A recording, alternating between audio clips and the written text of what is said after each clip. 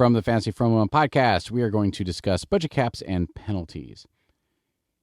And the reason why we have budget caps, and the reason why I'm talking about this, I should say, besides it greatly impacting Formula One, is because we have budget caps and penalties in the Fantasy Formula One game. And this diverges from specifically fantasy football, where you can have multiple teams, multiple different leagues, and they never intertwine. So it's just all about whichever team, whichever player you can get. And they're all mutually exclusive. You can each only have one player once per league.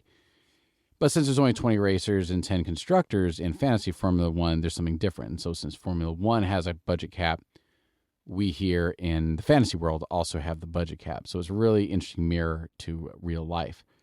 Prior to 2021, there was a lot of haves and have-nots. You had your teams like Ferrari and Mercedes, who had virtually unlimited money, and they could throw lots of money at development and stuff. And whereas the smaller teams like Haas, for example, couldn't.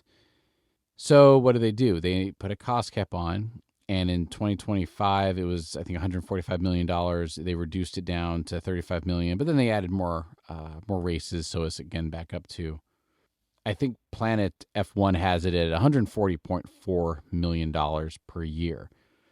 And you spend, if you're working on the car for next season, you're spending 2026 money on the development for that car. And it's not just like 140 per year. It's spread out over like the next 3 years. So you can spend less money. Any money you save this year, you can spend next year, things like that. It's a little bit complicated. That's the basics of how it all works. So what is included in the cost cap? Well, you have car development, like research and development, wind tunnels, things like that.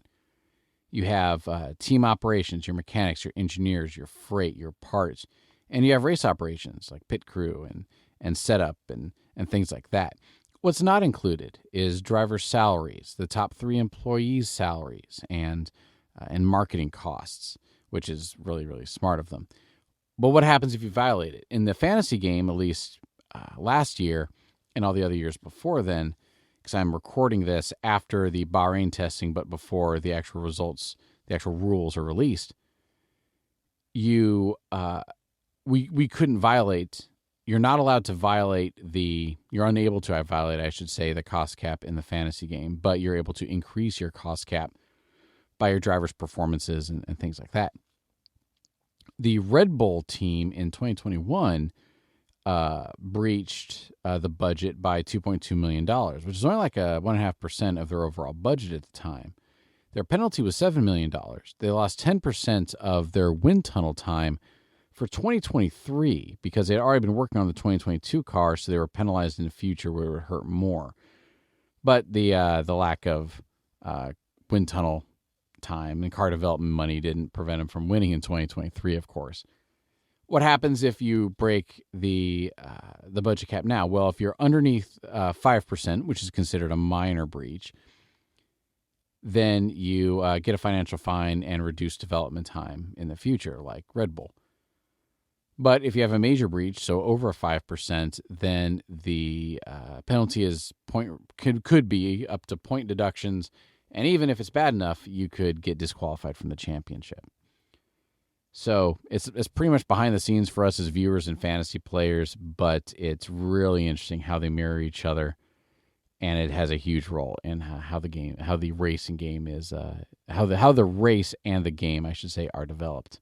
Well, that is our little talk about budgets. I hope it helped and hope it was interesting for you. Please be sure to check out all of our other content. Stay caught up on all things Formula One and Fantasy Formula One related before the teams lock. Cheers.